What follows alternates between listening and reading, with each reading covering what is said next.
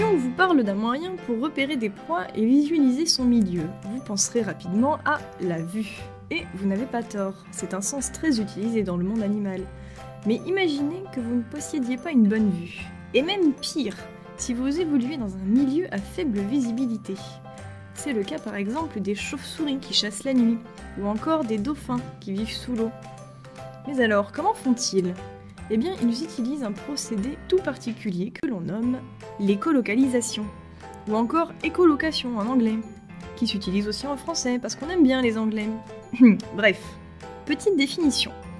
L'écolocalisation est la capacité d'envoyer des ondes sonores et d'analyser leur retour pour se déplacer et appréhender son milieu. Concrètement, comment ça marche ? Prenons une chauve-souris. Il fait nuit, on ne voit rien, et c'est l'heure de la chasse aux papillons, friandise favorite de ce prédateur nocturne.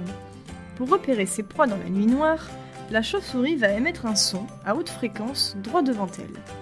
Dès que le son atteint une proie, il rebondit et revient vers la chauve-souris. Selon son intensité, notre prédateur peut en tirer plusieurs informations. La position dans l'espace, la vitesse et la taille de la proie. Tout ce petit calcul se fait extrêmement vite. Sachant tout ça, elle n'a plus qu'à foncer et attraper son casse-croûte. Une méthode de chasse qui a fait ses preuves, les chauves-souris étant un important régulateur de la population de moustiques. Mais cela ne sert pas uniquement à chasser. Les animaux qui utilisent l'écolocalisation s'en servent aussi pour communiquer entre eux. Pour illustrer cet exemple, changeons d'animal. Le cas des cétacés a été très étudié. Ici, un dauphin communique avec le reste de son groupe.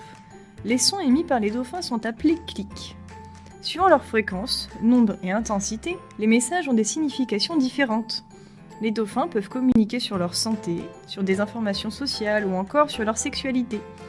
Selon certaines études, ils se donneraient même des prénoms en attribuant une signature de clic propre à chaque individu d'un groupe. Voilà, maintenant vous savez tout sur l'écolocalisation.